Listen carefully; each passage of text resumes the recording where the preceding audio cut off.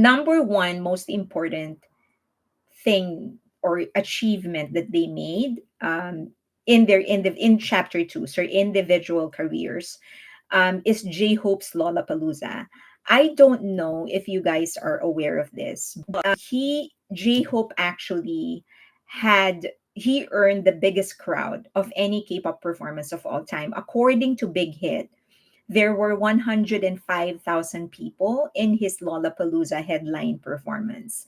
No other group, not even BTS, has actually managed to get 105,000 people in one venue. Now, that is, of course, not impossible, and I am convinced that they're going to do it when they come back.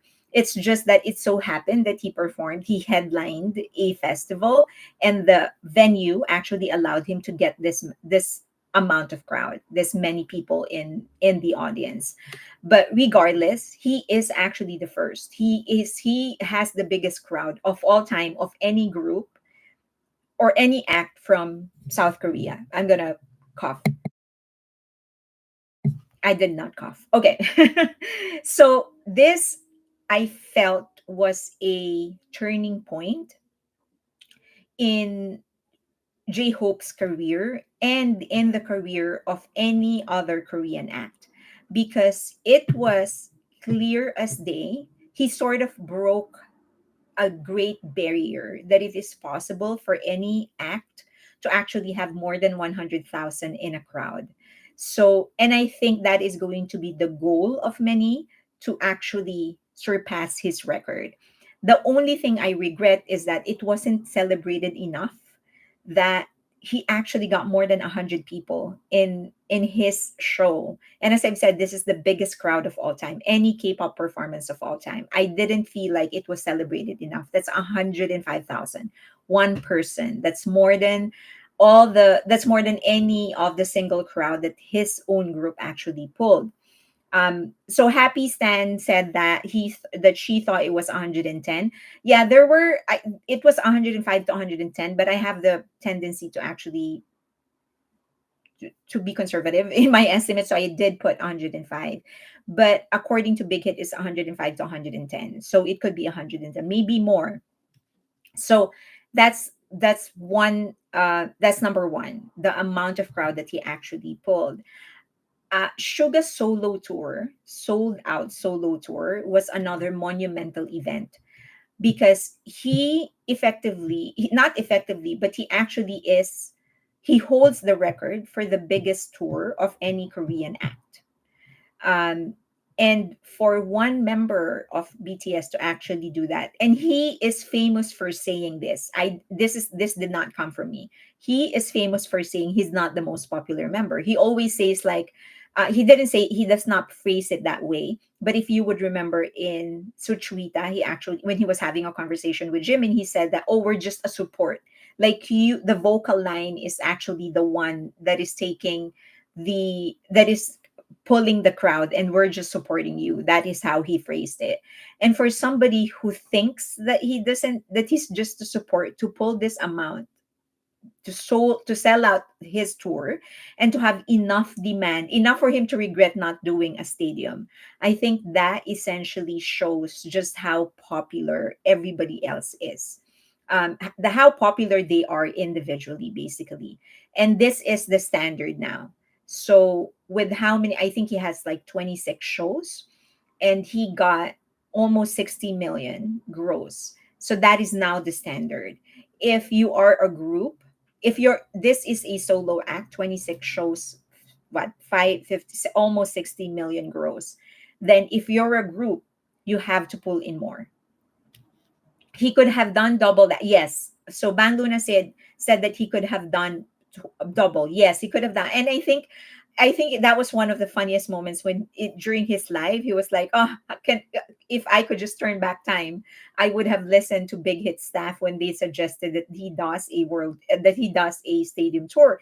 He just didn't think that he would sell it out." So you could see the regret in his voice, and to a certain degree, I felt like, why don't you just do like an encore, like a 2 day encore, or maybe two, one in New York, one in or three, one in New York, one in Europe, and one in LA. a stadium encore, just three shows. But I guess he didn't have the time. He had to enlist and all stuff like that. So, but he easily could have done 100 million had he listened to the staff of Big Hit when they suggested that he does a stadium tour. He also became the most streamed Korean rapper in Spotify. And this is important because he was classified as a Korean rapper, not a K-pop rapper. So in terms of, as we know, for them, it's very, very important for them to earn the respect of those rappers and hip hop artists that they actually respect. And so for them to be classified now as a Korean rapper and not a K-pop rapper, I think it is the start of them shedding that image and making their way into actual serious. They already are. We know that in terms of substance and the quality of their work, they already are real rappers. Probably more real or more or better actually in their craft than others are from the north, but because of the stigma of being a Korean rapper, they're being held back in terms of getting recognition. But because of this, because he has now proven himself to be um, a powerhouse in streaming, not just in concerts, then he is slowly breaking that boundary. So the king, the boss, 3.9 billion. And this is, I think this was as of October or August, could be either August or October of this year. So he probably is already at 4 million by now. Big difference between, according to Happy Stan OT7, big difference between K-pop rapper and Korean rapper. There's a huge difference. Okay. Lara said, I love that he had the members as guests as well as his collaborators, but having the members is so generous of him because he knows that Army misses Bangtan. Yes, and he was very clear that the reason he decided to go on tour was because BTS couldn't. That the ideal, he knows that armies have been waiting for it since the end of COVID. Well, since COVID, we have been waiting for it. We wanted to go to the Mods tour, they couldn't do it. So he felt that since he at that time is the only member of BTS who could do it because he had enough songs, that's one. Second, he had the time, then he decided to just do it. So I think that is one of the main motivators for him to bring his group members in his show. Next is RM's RPWP recognition as contender for record of the year. So he was named as a contender for record of the year by Billboard, Rolling Stone, AP, NME, and these are some of the most consequence of sound, and these are some of the most respected in terms of critical acclaim or critical reviews in music. These publications, and he was constantly named in all of them. And I think, and he was named alongside some big names, and so I think it's really a big thing. It's it's a monumental mark for him to cross. So there's the that it is very important that he gets this record. It's not yeah, it is important for him, and it's important for his group, and it's important for Korean acts in general, because he is now getting recognized as one of the best, not just one of the best selling, but in terms of quality, one of the best. So, and RM, as we know, in actually, I'm going to mention it. His second album, RPWP, was really a labor of pain. It was actually, it came from like a lot of the things that he held back. So for him to get this recognition as a result of this his decision to actually um, talk more about his trauma and about his pain, I think it makes it even sweeter. Okay, this is another important thing. When Jimin became the first solo act to debut, remember this, the first solo act in history. Imagine the sound of that. The first solo act in history, the first solo act in history to debut a non English song in the summit of Billboard Hot 100. So, when that happened, I wish I could describe to you the shock of the Western music industry when this happened, because nobody saw it coming. Like, absolutely nobody saw it coming that he was going to be number one. And that was, he shocked the entire industry. So, and that is an important landmark because it was a signal that language is now not a barrier for anybody to enter Billboard Hot 100. Many of the non-English songs that made it to number one of Billboard Hot 100, number one, they did not debut. It took them a while to actually get to number one. And then the other is that um, Jimin song, many of them were actually what do you call it, novelty songs, so they were funny, like La Bamba. It's not a critical piece. It's not a serious type of song, but Like Crazy was a serious song. Like there is a story, there's a structure, and so that is actually what made the entire difference.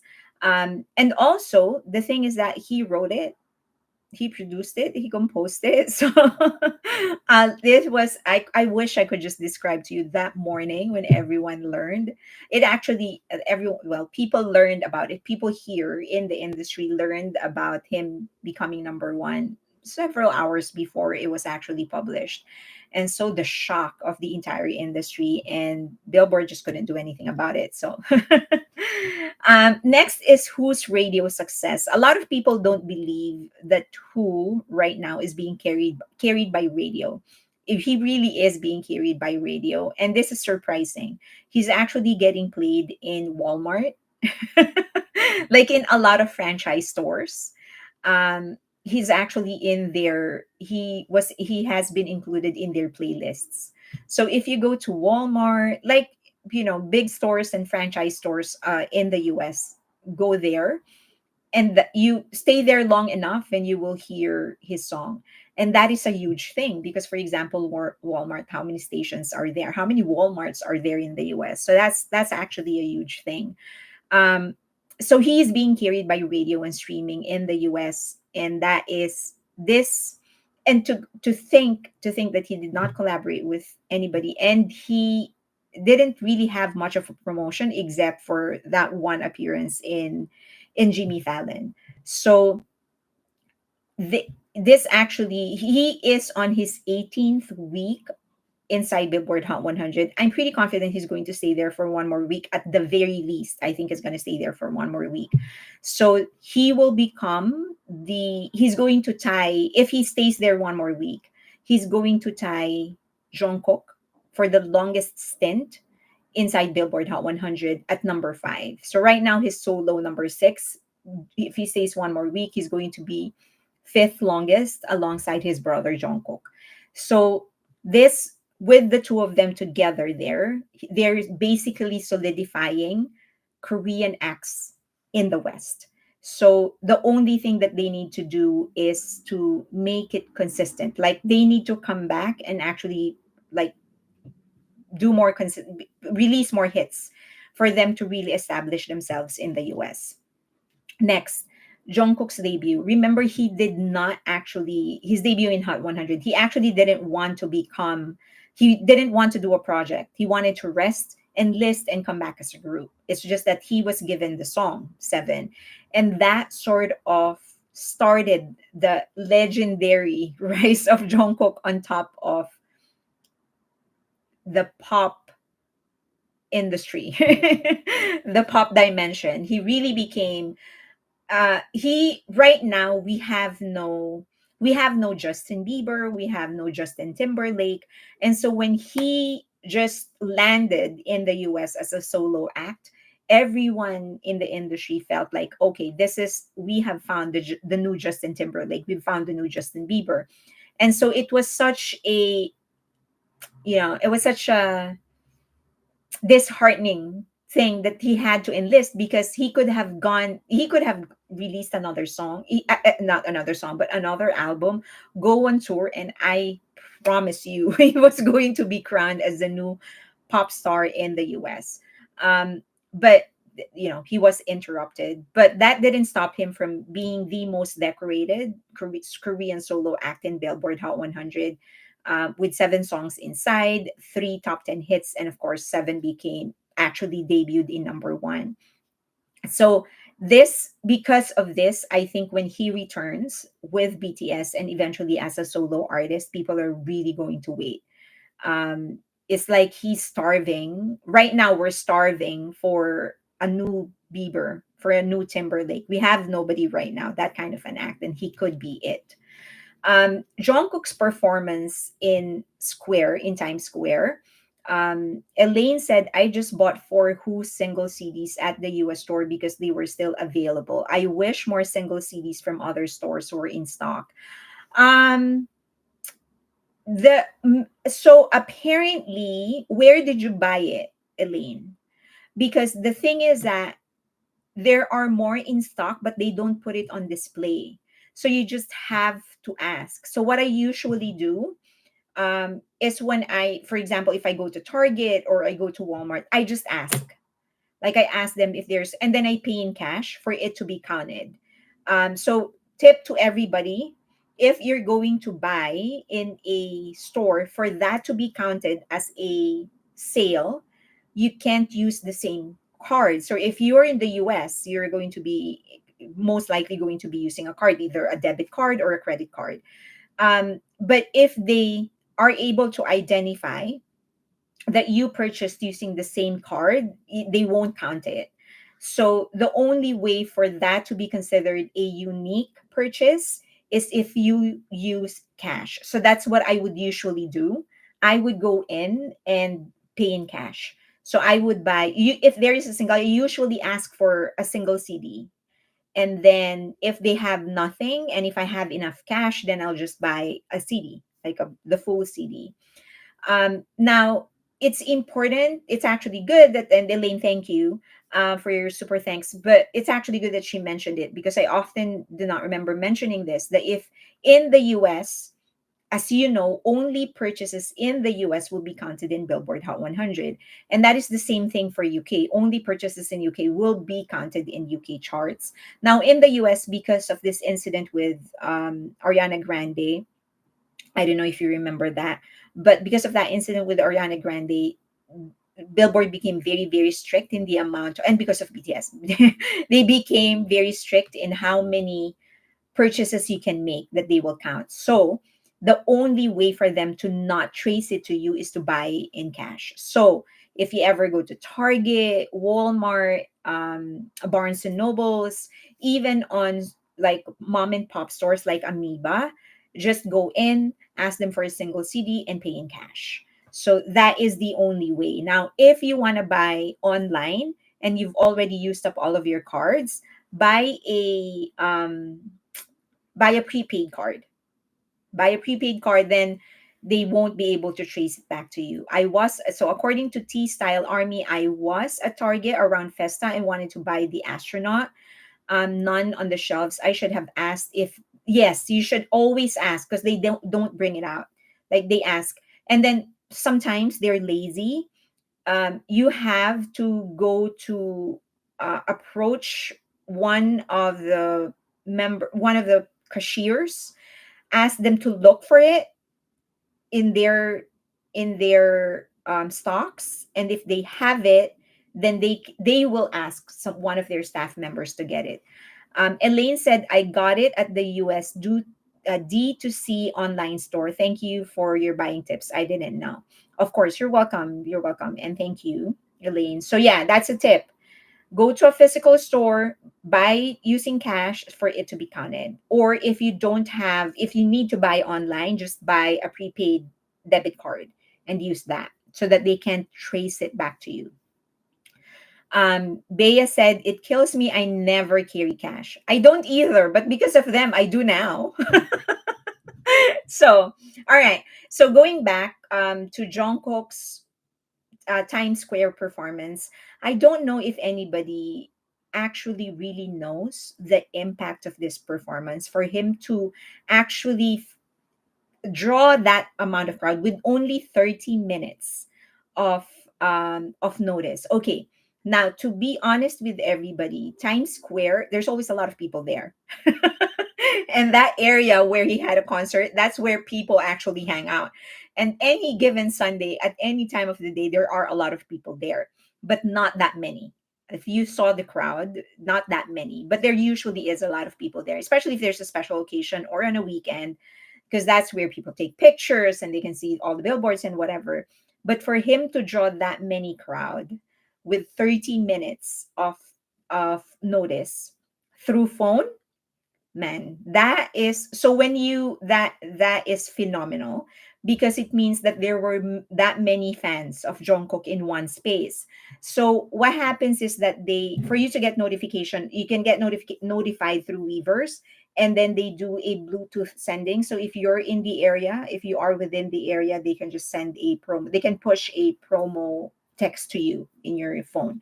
So for him to draw that many people, it means he has that many fans in that concentrated area. V becomes the first double million seller soloist. This is a glass ceiling in South. A lot of K-pop acts actually don't cross 1 million in the first week. Usually that is reserved to groups. So for V to actually break that ceiling, it made people realize that it is possible. That's one. Second, they really earn more in physical sales. So in terms of return, I'm gonna cough.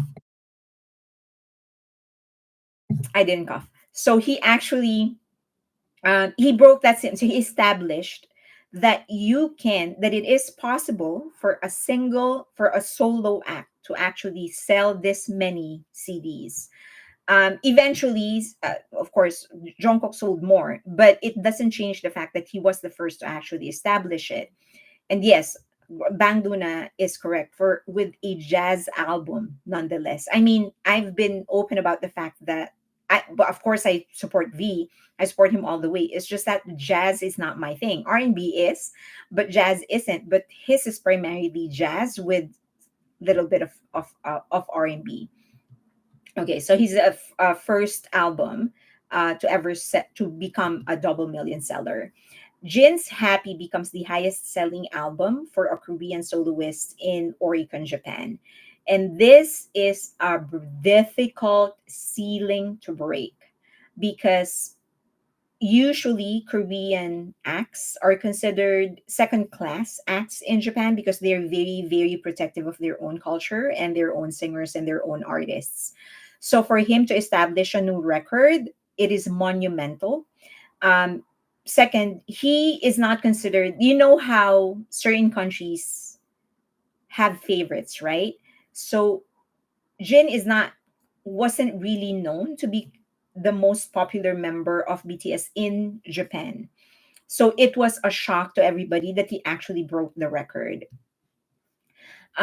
He, of course, Stray Kids actually sold more, but doesn't change the fact that for a solo act, he actually broke the that record. Now, that is for their quantitative achievements. I also have some, I think, monumental achievements of BTS that are qualitative in nature. It's not something tangible that I think is going to dictate the future of their career in Korea and globally. One of which is Army's response to Suga's overplayed non-case. And I call it non-case because it really is a non-case. If you would remember what Army's did on that week, those weeks when people were doing everything and anything that they can to try and break or make Suga leave BTS because of that one silly thing, and what Army did is to actually chart his songs. Like it's a 2 year old song. We were charting it.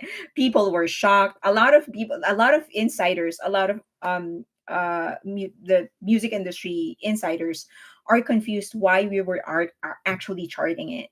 And so I have some friends in the industry. I was trying to explain what was happening, and they were like, so remember in the US that's nothing. Like, DUI, a lot of, I mean, there are a lot of celebrities and singers, actors who actually have criminal records and they still have a solo career. We just really know how to delineate between their personal lives, criminal records, and their actual singing records. So when I was trying to explain to some of my friends within the industry, and I was trying to and telling them why we were actually charting some many of his old songs, and they were just shocked at the response of armies. But this also proved to everybody in Korea that the main strength of BTS is something that Koreans can touch, and that is the international fans. And that what makes BTS lethal for them, because there is absolutely nothing they can do that will separate or end the career of BTS. That's when they realize that just they do not stand a chance. They don't want to admit it, but they realize at that moment they do not stand a chance. There is absolutely nothing they can do that will separate ARMY from BTS. The only thing that can break that bond will be BTS themselves if they do something really criminal. But that is a signal. It sent a strong signal to the rest of Korea that there's just not, BTS's power is out of their reach. It's just BTS is way out of their league. The rationale behind RPWP was also life changing, not just for RM, but also for BTS. As you know, RM admitted to Jimin in the album exchange that the reason he did RPWP was his realization that with all of the songs that he has ever written and created, he has never really was able to express this emotions that he was trying to keep inside of him. And so he decided to do this one album when he can just rant and bring everything out of him. And I think, as if you know, if you go back and actually rewatch the album exchange between Jimin and RM, you would realize how surprised Jimin was hearing it from RM, that RM was going through it, and that was the reason why he was pulling away from the group. That even though there were still four of them together, not serving yet, RM was almost so detached from them. It was because he was going through something and he needed the space and the time alone to be able to express everything that he wanted to express. And I think that changed RM and that changed the group as well.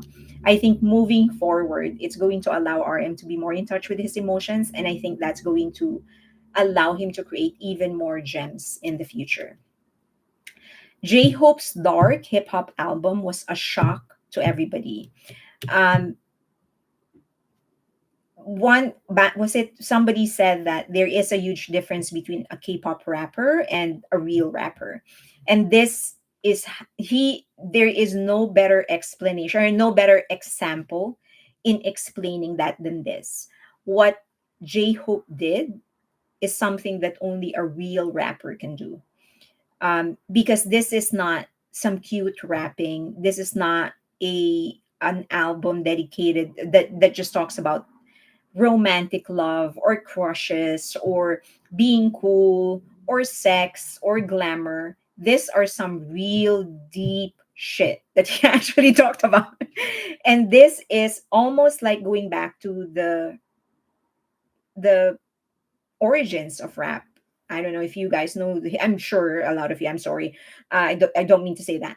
I know that many of you are very familiar with the history of rap, where it came from, and that is where he drew it from. Like that is, you can't be more true to rap than he did with Jack in the Box. And I also think that he proved to everybody that that they are not anymore just a Korean rapper, that they're actual rappers that are concerned about the advancement of the craft of rapping and hip hop. And I think this is now a new standard for Korean rappers. Uh, and a new standard for any Korean K-pop rapper who wants to be taken seriously. This is now the standard. Like if you want to really establish yourself as a real rapper, not just a K-pop rapper, you do something like this. It's and they won't many will fail. Next, when Jungkook set his goal to become a global artist, the horror that he sent to everybody. He just scared everybody because with one album, he was actually able to achieve it. Imagine what else he can do when he finally has no limit, when he has no responsibility to fulfill, when he has no time bomb. Um, and also, he is the first to be that bold in actually stating and verbalizing his goal, that what he really wants to do. And this is going to set the tone for the rest of his career. This is his goal now. He wants to become a global pop star.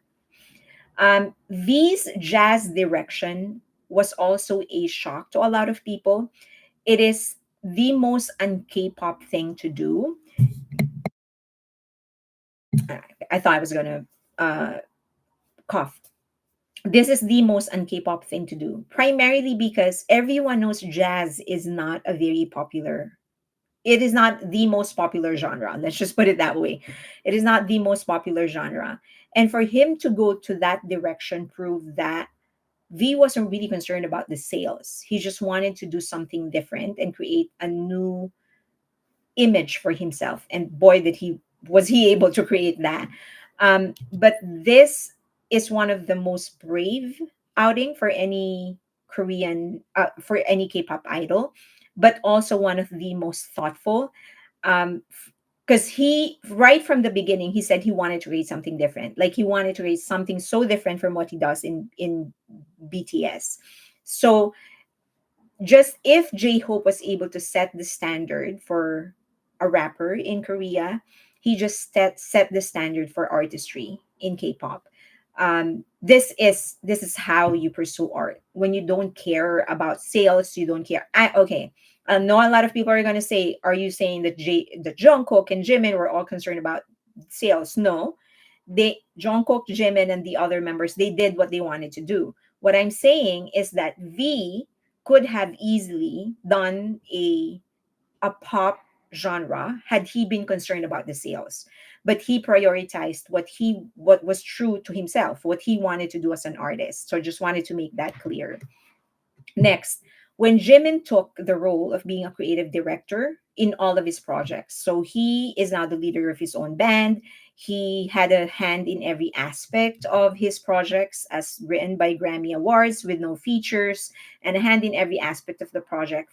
Jimin's first solo EP proves that BTS stars a visionary in his own right. Um, I often say that Jimin got a lot of flack when he was still doing activities with BTS in chapter 1. He got a lot of criticisms because he had the least amount of writing credits. It didn't feel like he was writing a lot and whatever. So for him to take this role, to be the head of his own projects in every aspect of his project, that showed everybody the amount of potential that he has. He is still in the process. I believe he's still in the process with all the achievements that he has already made. He's still just in the process of actually exploring what he can do as an artist. So imagine what he will be able to do once he figures everything out. Like once he has tried all the genre that he wants to try and finally settle, okay, this is what I am as an artist. Imagine what he can do. Suga's end of of his trilogy was actually a monumental thing, not just for K-pop, but for the global music industry in general. I think it was NME. Was I don't quite remember if it was Rolling Stone or NME who actually wrote about it, how ambitious the entire project is, but also how it sets the standard. While he was touring, Drake was also touring. And in that article, they actually mentioned the difference in the approach for concerts. Like his was so cerebral that you would actually you this Suga is how you felt what hip hop was supposed to be about. That this is not just words with rhythm and with melodies. It's hip hop is supposed to tell a story. That is the origin.